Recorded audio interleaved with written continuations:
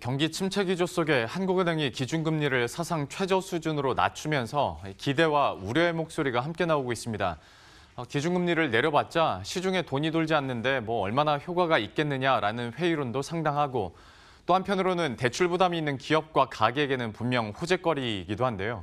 금리 인하와 관련한 자세한 내용은 조정현 기자와 함께 이야기 나눠보도록 하겠습니다. 금리 수준부터 한번 정리를 해보도록 하죠. 네. 어제 금리 인하되면서 이제 최저 수준까지 떨어졌지 않습니까? 네, 그렇습니다. 한은이 지난 7월에 한번 금리를 내렸고요. 이번에 올해 두 번째로 0.25%포인트 금리를 내렸습니다. 지금 1.25%면은 지난 2016년 11월부터 2016년 6월부터 2017년 11월까지 유지됐던 이 사상 최저금리에 다시 도달하게 된 건데요.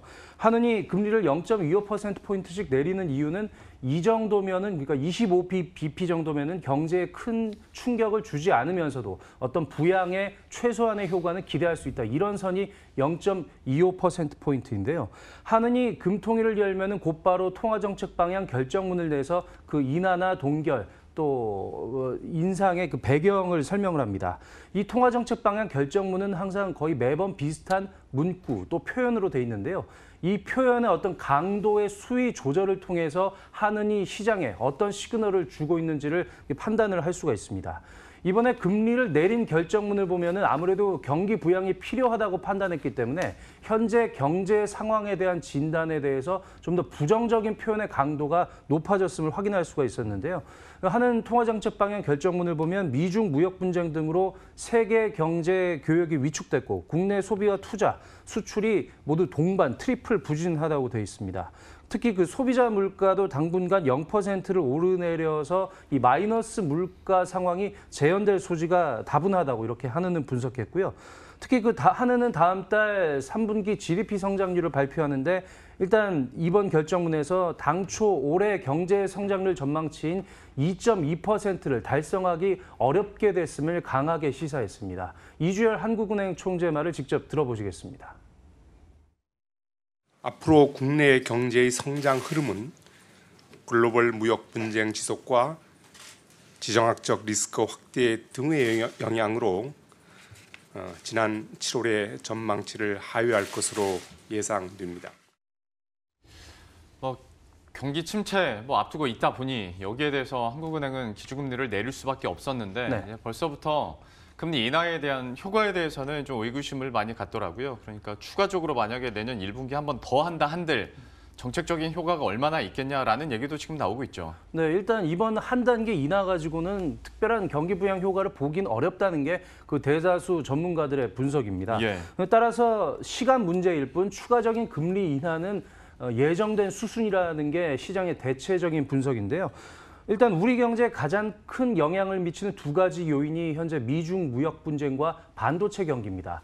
이런 두 가지 리스크 요인이 당장 올해 안에 모두 해소되기는 불가능한 상황이고요. 상황에 따라서는 이렇기 때문에 내년 상반기 안에 한두 차례 정도 더 금리가 인하될 수 있다고 보고 있습니다. 이 경우에 사상 초유의 1% 금리, 심지어는 0%대 기준금리 시대도 열릴 수가 있는 그런 상황인데요. 다만 이주열 총재는 예단은 경계했습니다. 일단 미중 무역 분쟁이 끝나지는 않았지만 어쨌건 1차 합의점에 도달을 하고 있고요. 브렉시트의 경우에도 합의 없는 브렉시트, 그러니까 노딜 브렉시트의 가능성은 옅어졌다는 게 한은의 판단입니다. 또 내년에는 반도체 경기가 아무래도 반등을 할 것이라는 게 글로벌 산업계의 전망이기도 합니다. 예.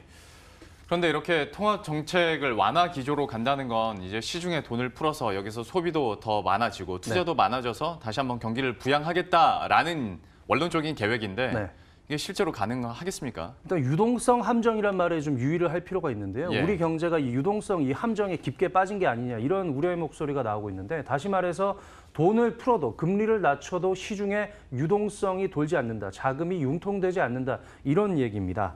실제로 지난 8월에 통화 승수가 역대 최저인 15.57배로 떨어졌는데요.